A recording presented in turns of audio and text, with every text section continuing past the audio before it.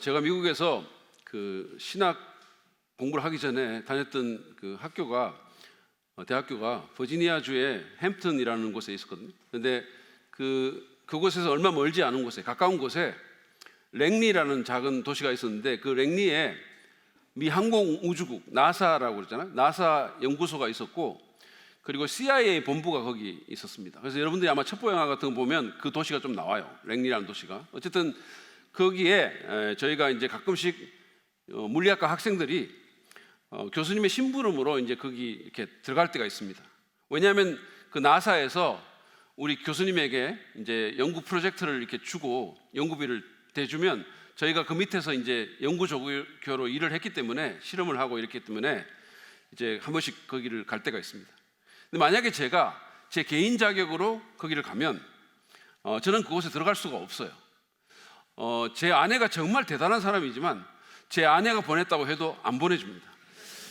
그런데 우리 지도 교수님 이름을 대면서 그분이 미리 연락하고 이렇게 이름 대서 가면 저는 그곳에 들어갈 수가 있고, 그분의 권위로 그곳에서 원하는 일을 할 수가 있었습니다. 오늘 본문인 우리 조금 전에 읽었던 그 마가복음 6장 6절부터 13절 말씀 보면 예수님께서 제자들을 보내시는 그런 얘기가 거기 나옵니다. 전에 제가 이 시리즈에서 예수님께서 제자들을 자기에게 부르시는 그 내용을 가지고 부름받은 사람으로 살기 위하여라는 제목의 설교를 했어요. 이 시리즈에서. 기억이 나십니까? 네, 뭐 눈을 피하고 지금 막 이런 일들이 벌어지고 있는데 괜찮습니다. 뭐 이렇게 막 엄청 울고 막 은혜 받았다고 하는 사람도 3일 지나면 완전히 다 잊어버립니다. 네. 저 그런 거 많이 경험했어요. 사실은 저도 뭐지 정확하게 생각이 안 나니까 제가 여러분한테 그런 걸 요구할 수는 없는데, 어쨌든 그 말씀을 전했어요. 근데 분명한 것은 뭐냐면 예수님께서 우리를 부르시기도 하시지만 우리를 내보내신다라는 겁니다. 사실은 내보내기 위해서, 우리를 파송하기 위해서 부르시는 거죠. 당신을 대표해서 하나님 나라의 사절로 우리를 보내시는 겁니다. 바울은 고린도후서 5장 20절에서 우리를 그리스도의 대사다, 그리스도의 사절이다, 이런 표현을 했어요. 예수님께서 왕이시잖아요. 그러니까 한국 대통령이 외국에 대사를, 사절을 보내듯이 하나님 나라의 왕이신 예수님께서 우리를 공중의 권세 잡은 자가 다스리는 이 세상으로 보내시는 겁니다. 저는 오늘 조금 전에 읽었던 그 본문 말씀을 통해서 주님의 부르심을 받은 사람으로서 우리가 살아가려면 무엇을 알아야 될지, 우리가 주님이 우리를 하나님 나라의 사절로 보내셨다면 우리가 어떻게 살고 일해야 할지 좀 생각해 보기를 원합니다. 그것이 오늘 우리의 주제인데요. 그러기 전에 먼저 좀 본문의 내용을 간단하게 좀 살펴보도록 하겠습니다. 우리가 지난번에 예수님께서 그 고향인 자기가 자라난 나사렛 마을에 가서 이제 설교도 하고 이렇게 사역을 했는데 그곳 사람들에게 배척을 당한 그 얘기를 봤죠. 근데 오늘 본문의 시작은 6절 하반절부터 시작이 되는데, 거기 보면 그들의 그런 반응에 대해서 예수님이 어떻게 하시는지가 나와 있어요. 보시죠. 그리고 예수께서는 마을들을 두루 돌아다니시며 가르치셨다. 예수님은 거절을 당하고 정말 내 고향에서 한번 이렇게 뭔가 좋은 일이 일어날 것 같아서 갔는데 거기서 엄청 이렇게 안 좋은 일이 일어났잖아요.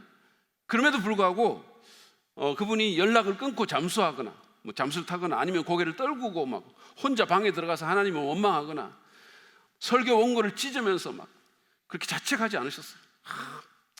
그 말을 안 했어야 되는데, 정재영 예화 그거 안 했었어야 되는데 괜히 그거 말해가지고 그것 때문에 망쳤어. 하여튼 정재영은 도움이 안 돼, 이런 식으로 안 했다는 거예요.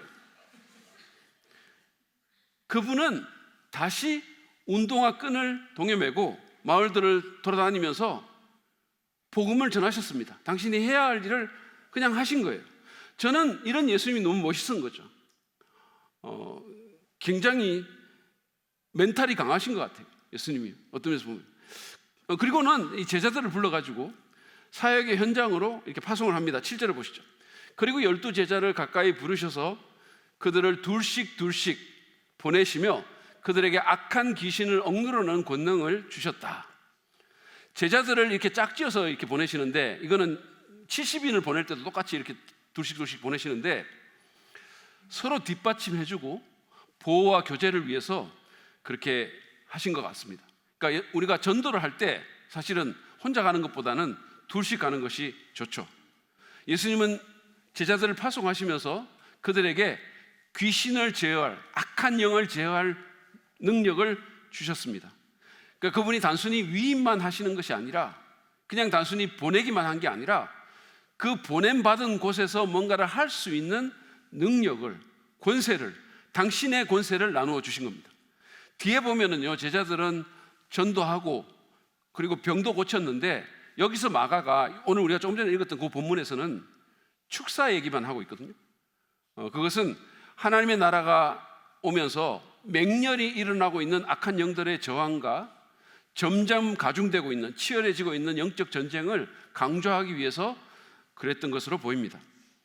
자, 8절에서 9절을 보면 그들이 전도 여행을 다닐 때 가져갈 수 있는 것과 없는 것에 대한 예수님의 지침을 적고 있습니다. 가져갈 수 있는 것은 지팡이 하나, 그러니까 보행용 지팡이 하나, 그리고 신발, 그리고 옷 한 벌이었어요. 그것만 갖고 가라는 겁니다. 이게 장기 여행인데 그것만 갖고 가라는 거죠. 여러분, 제가 예언을 하나 하겠습니다. 내일부터 저희가 이제 2박 3일간 목회자 친교회가 있어가지고 우리가 가는데, 우리 교역자 중에 옷 한 벌만 가지고 갈 사람은 없습니다. 이건 제가 예언을 하는 거예요. 아무도 없어요.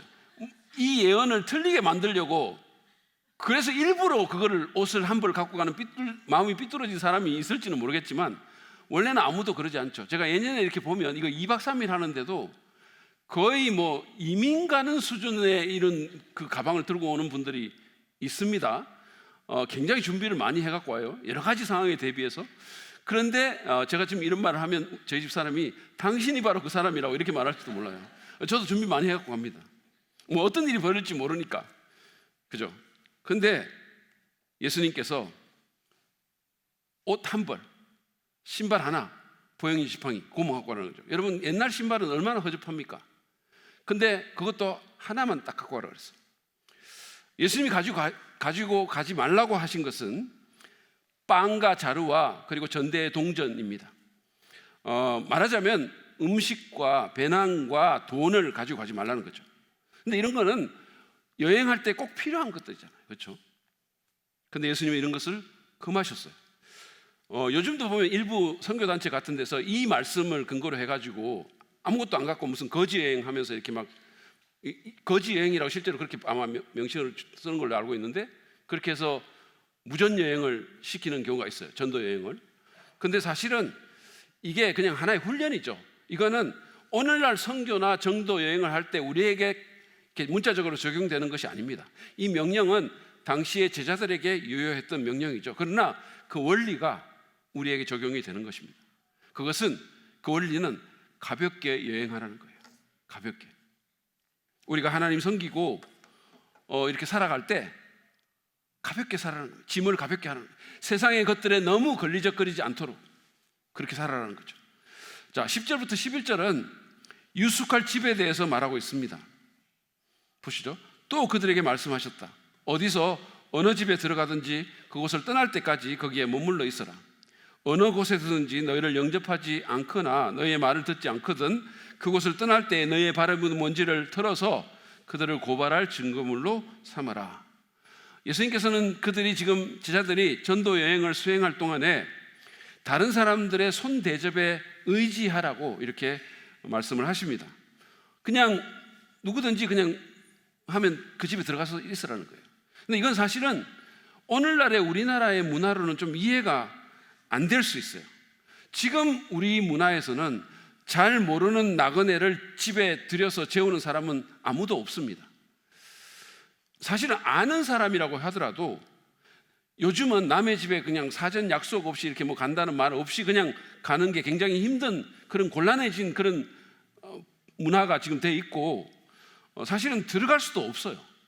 예전에는 우리가, 제가 어릴 때만 하더라도 그냥 남의 집에 그냥 함부로 왔다 갔다 했는데 지금은 그럴 수가 없습니다. 요즘 시어머니는 며느리가 자꾸 그 집에 비밀번호 문을 바꾸기 때문에 아들 집도 마음대로 못 간다, 이런 얘기도 있어요. 여러분 요즘 아파트 이름 있잖아요. 외국어 넣어가지고 길게 막 만들거든요. 이를테면 빛가람 대방 엘리움 로얄 카운티 1차 실제로 있는 이름이에요. 이렇게 만든다든지 아니면 동탄 시범 다음 마을 월드 메르디앙 반도 유보라 아파트예요. 아파트 이름입니다. 자, 아파트 이름을 이런 식으로 하는 것도 시어머니가 기억을 못하게 해서 이렇게 못 오시게 하려고 한다, 이런 얘기가 있어요. 물론 여러분은 아무도 안 그러시겠죠. 여기 며느리들 안 그러시죠? 예, 그러시면 안 됩니다. 어쨌든 간에 아니 그런 말이 있을 정도라는 얘기예요. 근데 당시에 중동은 달랐어요. 손 대접이 최고의 미덕 중에 하나로 이렇게 여겨졌습니다. 여러분 성경에 보면 그런 얘기가 실제로 나오잖아요. 이렇게 모르는 사람인데 들여가지고 대접하고, 그래서 히브리서에서는 그냥 엉겹결에 천사를 대접한 자도 있었다, 뭐 이런 식으로 말을 하잖아요. 그렇죠? 요즘도 TV에서 이 여행 다큐 프로그램 같은 거 보면 있잖아요. 그 중동의 베두인들, 사막에서 사는 사람들 보면 그냥 모르는 사람인데 자기 장막에 들여가지고 그냥 정성껏 대접하고 기쁨으로 해요. 그것도 그러고 이렇게 재워주고 이런 모습들을 지금도 우리가 볼 수가 있습니다. 자, 예수님께서 이제 그렇게 말을 하면서 뭐라고 지침을 주시냐면, 일단 누군가의 이렇게 영접을 받아가지고 어떤 집에 들어가게 되면 그러면 떠날 때까지는 거기 계속 머물러 있으라는 거예요. 장소를 바꾸지 말고 계속 거기 있으라는 거죠. 그러니까 누가 영접해서 이제 어떤 집에 갔는 거예요. 가보니까 집이 너무 누추해. 너무 누추하고 뭐 맨날 국수만 주고 음식도 맛이 없고 막 이러면 좀 시원찮은 거죠. 그런데 좀 나은 집에 사는 누군가가 거기 계시지 말고 우리 집으로 오세요, 이렇게 말할 수도 있잖아요. 그러면 아니 우리 집에 그 집은 이제 집도 좀 괜찮고 또 그 집에는 짜장밥도 주고 그리고 어른도 짜장면도 먹을 수 있게 해주고 뭐 이렇게 해준단 말이에요. 그러면 그쪽으로 옮기고 싶은 생각이 들지 않겠어요? 그런 유혹을 거부하라는 거예요. 예수님이 그러지 말라는 거예요. 그냥 어떤 분이 영접해서 가면 그 집 형편이 아무리 안 좋더라도 계속 거기 스테이 하라는 거예요. 그렇게 해서 더 좋은 것을 누리고 더 편해지려는 욕구에 저항하는 거예요. 그리고 재물 유무로 사람을 편애하거나 차별 대우도 하지 말라는 겁니다. 사실은 뭐 저만 하더라도 이렇게 다른 데 가면 막 대접을 해주시는 분이 있으면 자꾸 이렇게 더 좋은 대접을 받고 싶은 게 인지상정이잖아요.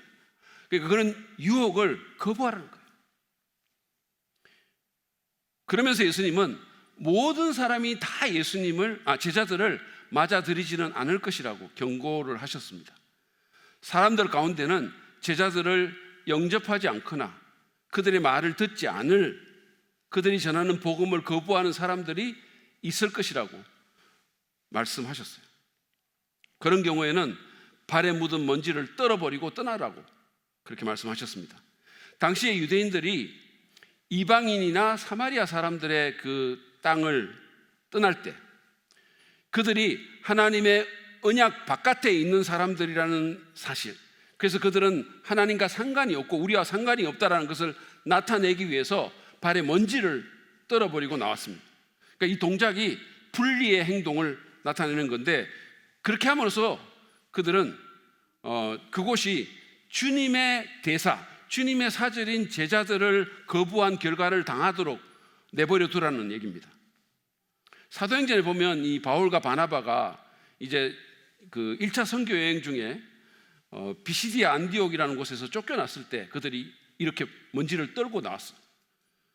예수님께서 그들을 그렇게 함으로써 그들을 고발할 증거물을 남겨놔라 이렇게 말을 했는데, 증거물을 삼아라 이런 말씀을 했는데, 그 말은 제자들의 이 행동이 그들에 대한 일종의 사법적인 선언이 된다는 거예요. 그거를 먼지를 떨어버리는 것이 어떤 법적인 선언이다라는 거예요. 그러면서 이제 12절 13절은 제자들이 한 일들을 열거하고 있습니다. 보시죠. 그들은 나가서 회개하라고 선포하였다. 그들은 많은 귀신을 쫓아내며 수많은 병자에게 기름을 발라서 병을 고쳐주었다. 이 사람들이 한 것은 우리가 마가복음을 지금까지 보면서 이렇게 예수님께서 하신 그런 일들과 똑같은 일을 그들이 한 거죠. 회개를 선포했다 이렇게 돼 있잖아요. 이거는 하나님의 나라가 가까이 왔으니까 회개하고 복음을 믿으라는 그 예수님의 메시지를 전한 겁니다. 근데 마가가 여기서 이제 회개만 이렇게 좀 말을 하고 있는데 사실은 축약해서 이렇게 쓴 것으로 보이죠. 그러니까 하나님 나라의 메시지를 전한 거죠. 하나님의 나라가 가까이 왔으니까 여러분, 회개하라는 말은 돌이키라는 거예요. 생활 방식을 바꾸라는 겁니다. 이제 이 세상 나라가 아니라 전능하신 하나님이, 선하신 하나님이 다스리는 그 나라가 우리 가운데 임했으니까 이제는 세상 방식으로 살지 말라는 거예요. 이제는 돌이키라는 겁니다. 그래서 이 복음을 전하고, 그뿐만 아니라 예수님처럼 하나님 나라의 권능을 드러낸 것입니다. 악한 귀신을 쫓아내어 주었고, 그 사람들을 해방시켜 준 거죠. 그리고 수많은 병자들을 고쳐줬습니다. 그러니까 하나님 나라가 말로만 임한 것이 아니라 권능으로 임한 거예요. 사람들이 온전하게 된 것입니다. 사람들이 사람처럼 된 거예요. 하나님의 나라가 임해서 메시지가 전해지고 권능이 임해서 사람들이 회복되고 변화되고 온전케 된 것입니다. 여기 병자에게 기름을 발라서 고쳤다라는 말이 나오는데, 이거는 복음서에서는 기름 발랐다는 말이 여기 유일하게 나오는 거죠. 근데 그 당시에 기름은 일종의 약처럼 돼 있거든요. 야고보서에 보면 그래서 이제 기름을 발라서 뭐 아픈 자를 위해서 기도하라고 얘기를 했는데, 지금 여기에서의 맥락을 보면 이거는 어떤 그 약으로 사용하는 그 부분보다는 치유하시는 성령님의 임재를 나타내기 위해서 그렇게 이 말이 사용된 것으로 보입니다. 왜냐하면 기름은 성령의 상징 언어이기도 하기 때문이에요. 제자들은 예수님을 대표해서 하나님 나라에 화목하게 하는 그 능력의 대행자 역할을 하고 있는 거예요. 이 복잡하고 막 이 뒤죽박죽이 되고 혼란스러운 그 인생 가운데 샬롬을 전하는 자들, 진정한 화목을 이루어내는 자들, 그 역할을 지금 하고 있는 거죠. 이것이 오늘 본문의 내용입니다. 이 얘기를 통해서 저는 보내심을 받은 사람으로 우리가 살기 위해서 우리에게 필요한 것이 무엇인지 좀 몇 가지 교훈을 함께 나누기를 원합니다. 먼저는 우리가 주님께 부르심을 받았다면 우리는 하나님을 온전히 의지해야 합니다. 여러분, 우리가 뭐 어떤 분들은 직장에 나가고 사업을 하고 가정을 섬기고 뭐 학교를 가고 다양한 일들을 하는데, 그것은 우리가 그냥 단순히 그냥 그렇게 사는 것이 아니라 주님이 우리를 그곳으로 보내신 거죠. 주님이 의도를 가지시고 하나님 나라를 임하게 하려고 우리를 그쪽으로 보내신 거거든요. 그러면 우리가 거기서 살아갈 때 우리는 우리를 보내신 그 하나님을 온전히 의지하면서 살아야 된다는 거예요. 우리 힘으로 살려고 하지 말고 하나님을 의지해야 된다는 거죠. 예수님은 제자들을 내보내시면서 여행용 지팡이 하나, 신발, 그리고 한 벌에 옷만 가져가게 하셨잖아요. 돈이나 배낭, 음식 같은 거 일체 금하셨죠. 이 명령은 다른 거 의지하지 말고 주님만 의지하면서 보내신 그 일을 하라는 거예요. 사명을 수행하라는 것입니다. 당시에 여러분, 제자들 한번 생각해 보세요. 그들은 식량을 가지고 가지 말라는 그 명령 때문에, 돈을 갖고 가지 말라는 그 명령 때문에 다음에 끼니와 잠잘 곳을 위해서 주님을 계속해서 신뢰해야만 했던 거예요. 하나님을 의지해야만 했던 겁니다. 왜냐하면 자기들에게는 아무것도 없었기 때문에 주님을 의지할 수밖에 없었던 거죠. 우리는 자신의 달란트나 자신의 자원보다, 이 세상의 어떤 리소스보다, 육신적인 파워보다 주님을 의지해야 됩니다. 그래야 우리가 하나님 나라의 대표자로서 영적인 영향을 끼치면서 살아갈 수가 있는 거예요. 그래야 우리는 주님의 권능을 경험하며 살 수가 있습니다. 오늘 본문을 보면 예수님은 제자들에게 짐을 줄이고 가볍게 여행하라고 말씀하셨을 뿐만 아니라 악한 영을 제어하는 영적 권능을 부여해 주셨어요. 그 말은 그들이 챙겨가는 그 짐이 아니라 주님께서 주신 그 능력을 의지하며 살아라는 뜻입니다. 여러분, 오늘날 우리가 주님의 이 능력을 잘 경험하지 못하는 것은 주님이 갖지 말라고 한 그런 것을 너무 많이 가지고 있기 때문일지도 몰라요. 더 정확하게 얘기하면 그런 것들에 우리의 신뢰를 너무 많이 두고 있기 때문일지도 모른다는 얘기예요. 그래서 주님을 의지하는 것보다는 그런 것들을 자꾸 의지하며 사는 거예요. 여러분, 초대교회와 현대교회를 비교해 보면 자원의 측면에서는 비교가 되지 않아요. 건물이라든지 첨단 기술, 기계, 무슨 물질, 다양한 무슨 자료들, 프로그램, 세미나, 책들 압도적으로 우리가 많아요. 압도적으로. 그러나 그럼에도 불구하고 영적인 능력의 측면에서는 초대교회에 게임이 안 되는 거예요. 왜 그럴까요? 이렇게 많은 걸 갖고 있는데, 이렇게 좋은 게 많은데, 예배드리기에 정말 우리 너무나 편리한 것들이 너무 많은데 왜 초대교회 그 열악한 환경 가운데 있었던 그 사람들의 영적 능력에 10분의 1도 안 되는 이런 상황 가운데 왜 우리가 처해 있을까요?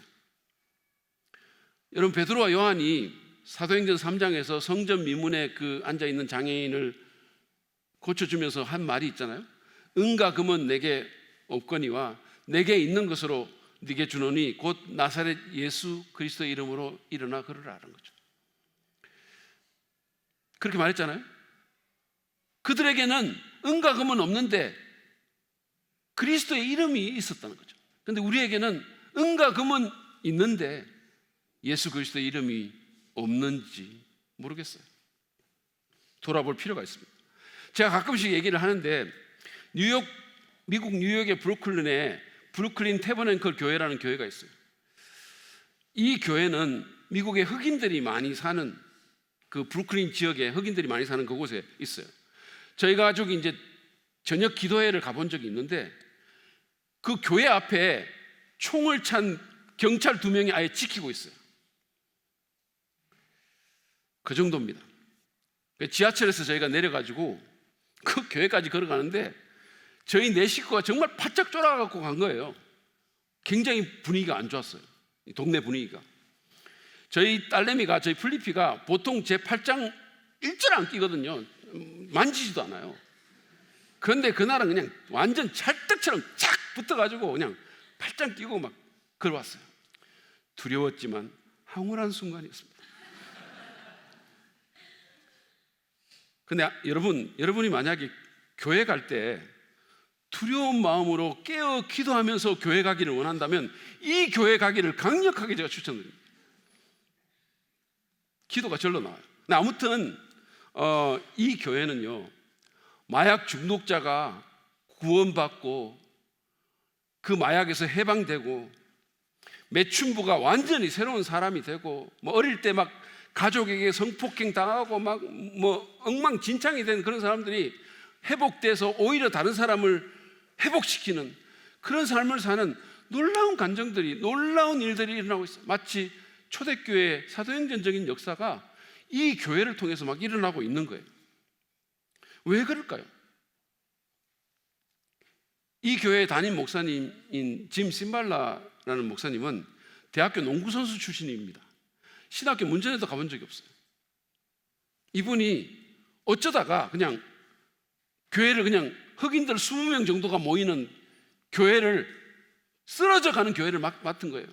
흑인들 20명이 모이는 그 교회, 사기가 완전히 바닥을 치는 그 교회 백인 목사로 간 거예요. 그것도 경험도 없고 신학도 공부한 사람이. 이게 될 수가 없는 구조예요. 돈도 건물도 아무것도 없는 거죠. 그러니까 의지할 어떤 것도 없으니까 그냥 간절히 하나님만 의지하고 그럴 수밖에 없었다 그랬어요. 그래서 이 사람이 그냥 자기는 할 줄 아는 게 없으니까, 설교도 안 배웠고 할 줄 아는 게 없으니까, 리소스가 없으니까, 자원이 없으니까 그냥 무릎 꿇고 기도하면서 사역하겠다, 그랬던 거죠. 그것이 하나님의 놀라운 능력이 그 교회 가운데서 드러나는 비결이라고 저는 생각합니다. 여러분, 주님이 우리를 보내셨다면 우리가 너무 다 갖추려고 하지 않아도 괜찮아요. 오히려 좀 부족한 게 어쩌면 나을 수도 있어요. 여러분, 너무 다 가져서 하나님을 의지하지 않는 것보다 좀 부족해서 하나님을 의지하는 것이 더 낫습니다. 결핍이 에너지다라는 말이 있거든요. 결핍은 정말로 영적인 에너지예요. 우리를 하나님께 가게 만드는 에너지입니다. 예수님이 우리를 보내셨다면 여러분, 너무 많이 갖고 안 있어도 돼요. 좀 라이프 스타일도 좀 검소한 생활 방식을 우리가 좀 지향할 필요가 있습니다.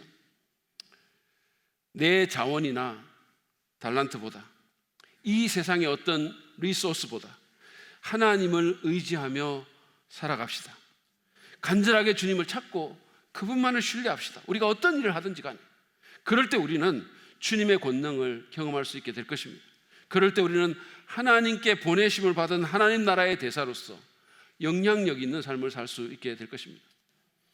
두 번째로, 우리는 탐욕을 다스리고 사명에 집중해야 함을 오늘 말씀을 통해서 우리가 배우게 되는 거죠. 예수님께서 제자들에게 어느 집에 들어가든지 계속 그 집에 떠날 때까지는 옮겨 다니지 말고 머물러 있으라고 한 것은 더 좋은 집, 더 좋은 대접, 더 나은 물질적인 보상을 받고 싶은 욕심에 휘둘리지 말라고 그렇게 했다는 얘기를 제가 이미 말씀을 드렸잖아요. 여러분, 우리가 이 욕심을 좀 다스릴 필요가 있어요. 예수님은 자기 형과의 상속 분쟁에 예수님을 개입시키려고 주님께 찾아와가지고 예수님이 설교하고 있는 중간에 그냥 끼어든 한 무개념 남자에게 사람의 생명이 그 소유의 넉넉함에 달려있지 않다라고 말씀하셨어요. 우리의 인생이, 우리 삶의 퀄리티가 그 소유의 넉넉함에 달려있는 게 아니라는 거예요. 무관하다는 겁니다. 인생을 제대로 아시는 분이 그런 말씀을 하셨어요. 많은 것을 갖고 있다고 삶의 퀄리티가 높아지고 제대로 된 삶을 사는 게 아니고, 그게 좀 없더라도 그 삶이 안 좋은 삶이 되는 것이 꼭 아니다라는 거예요.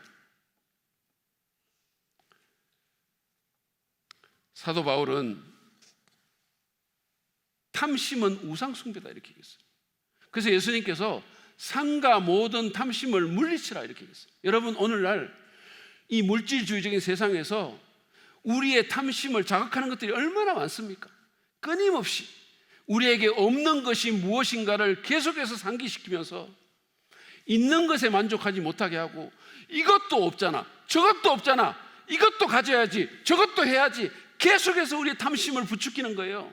계속해서 광고, 마케팅, TV, 미디어. 그러니까 우리가 자꾸 거기에 휘말릴 수밖에 없는 상황이에요. 그런데 예수님께서 하신 말씀이 그게 그냥 속절없이 끌려다니지 말고 저항하라는, 상과 모든 탐심을 물리쳐라 했어요.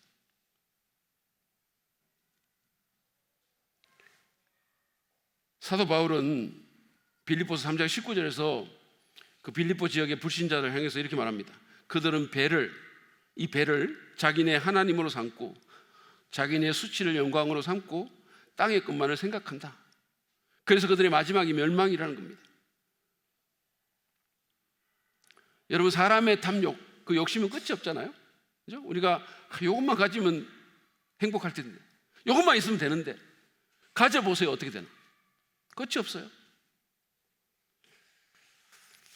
그래서 그거를 따라가다가는 결국은 망한다는 겁니다. 사람이 황폐하게 되는 거예요.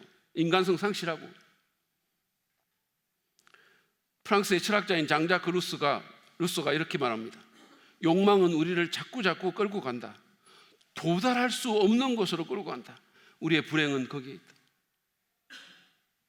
모든 현대인들이 어쩌면 이런 불행 가운데 있는지 몰라요.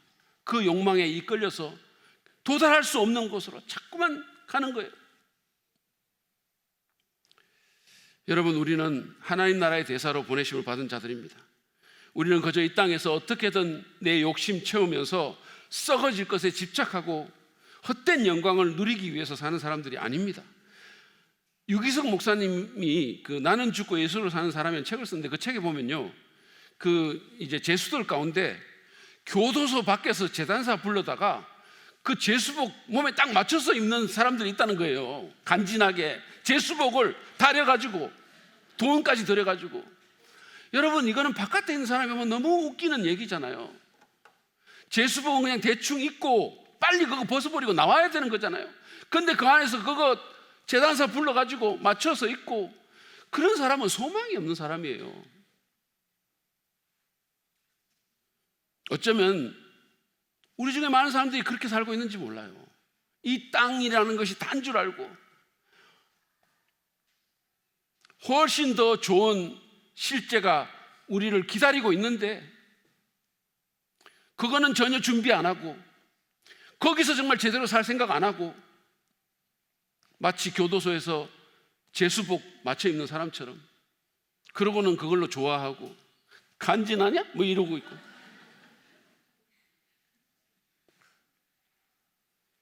여러분, 지금 우리 총선 캠페인이 한창이잖아요. 근데 어떤 후보가 유세용 점퍼에 무슨 명품 맞춰 입고 그거를 거기다가 막 금 붙이고, 이를테면 무슨 유세하면서 막 좋은 레스토랑 가가지고 뷰 감상하면서 막 엄청나게 비싼 음식 먹고, 그리고 무슨 유세용 차량을 막 인테리어 개조해가지고 막 거기 침대 만들고, 이런 후보 있습니까? 그거 보셨어요? 무슨 유세용 굿즈 만들어가지고 사람들한테 팔아가지고 자기 주머니 집어넣고, 이런 사람이 있습니까? 없어요. 모든 후보들의 생각은 딱 하나입니다. 선거에서 이기는 것. 그것에 집중하고 살죠. 왜냐하면 그게 그들의 사명이기 때문이에요. 우리가 탐욕에 휘둘리면 우리는 보내심을 받은 그 목적을 제대로 이룰 수가 없게 될 것입니다.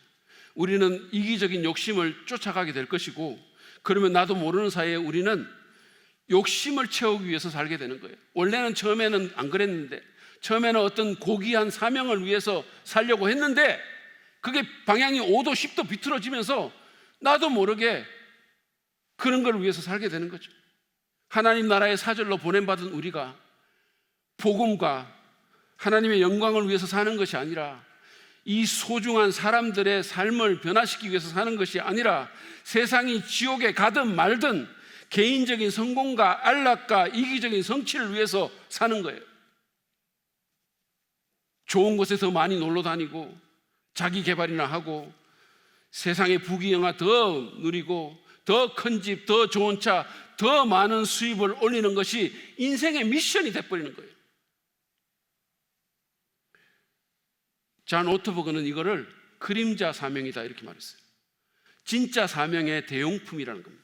사람이 목적이 없이는 살 수가 없는데, 잘못된 목적을 위해서, 그림자 미션을 위해서 한다는 거죠. 여러분, 그리스도인이라면 우리는 주님께 보내심을 받은, 하나님 나라를 위해서 보내심 받은 자들입니다. 우리가 무슨 일을 하든지, 교역자든 평신도든 우리의 사명은 복음 전하고 영혼들을 하나님께로 인도하고 사람들에게 선한 영향을 미치고 사람들을 회복시키고 교회 안과 밖에서 하나님 나라를 확장함으로써 하나님께 영광을 돌리기 위해서 사는 거예요. 우리가 무슨 일을 하든지 간에. 여러분은 그 사명을 위해서 살고 있으십니까? 아니면 다른 대용품, 그림자 사명을 위해서 사십니까? 정직하게 한번 살펴보시죠. 만약에 우리가 사명이 아니라 그림자 사명을 위해서 산다면, 복음을 전하는 그 일이 소홀히 되고 자기 문제에만 집착한다면 이기적이고 물질적인 탐욕이 그 원인일 가능성이 아주 큽니다. 그렇다면 이 탐욕을 다스려 달라고 하나님께 기도해야 돼요. 이거 다스려 달라고. 하나님, 저도 싸울 테니까 하나님 도와주십시오. 그냥 끌려가지 않겠습니다.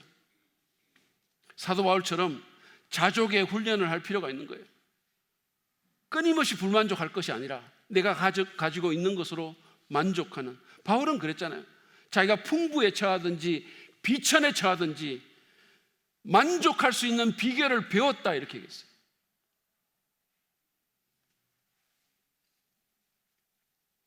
비교의 덫에 빠지지 말고 상대적인 박탈감에서 벗어나서 믿음으로 물질주의의 탕류를 거슬러야 합니다.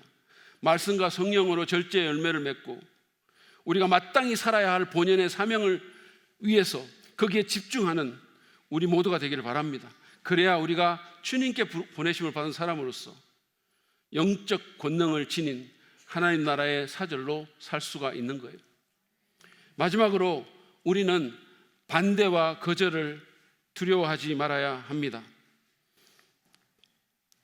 누가 우리를 반대하고 거절하고 저항하더라도 그거 너무 영향받지 말라는 거예요.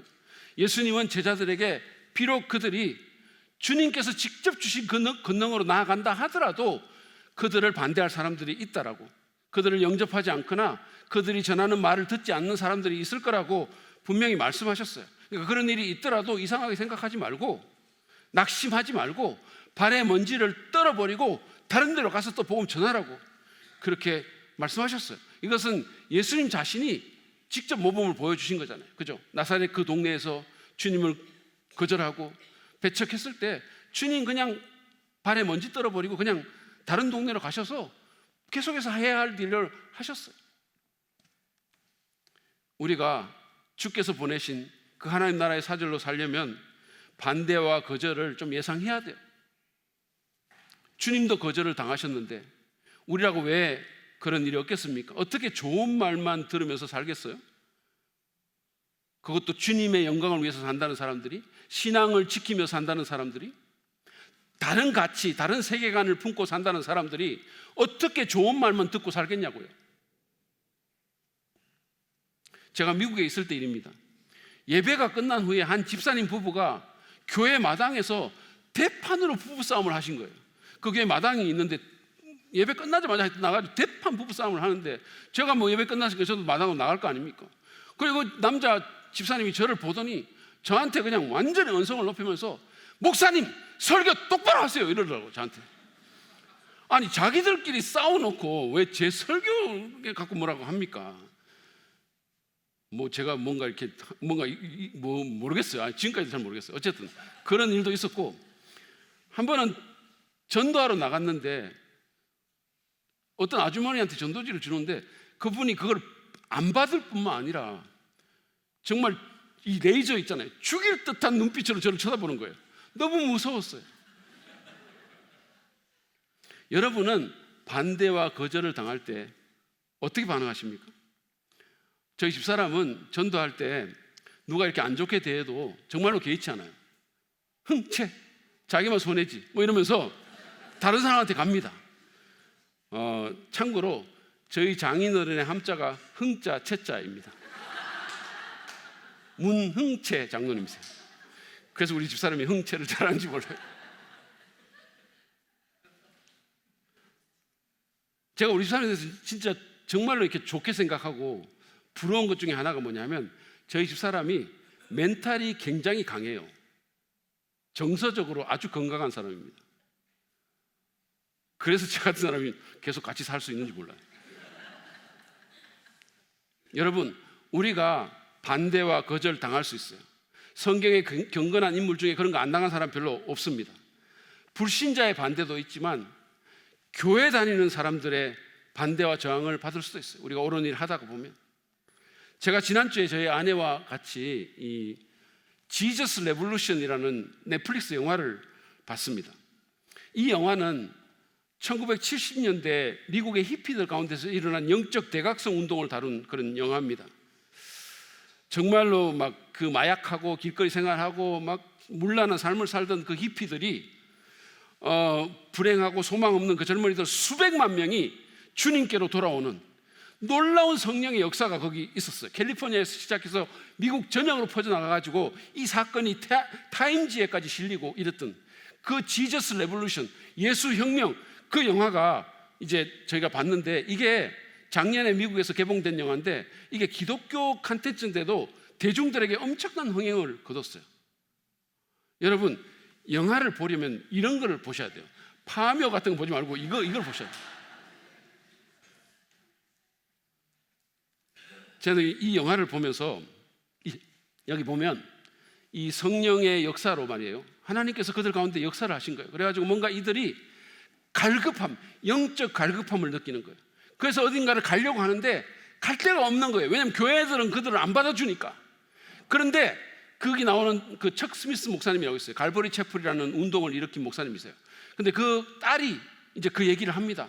그러면서 아빠, 그분이 목사님인데 우리 교회에서 받아줘야 될 거 아니냐고 막 설득을 해요. 걔들이 어디 가겠냐고. 막 영적인 갈급함이 있는데.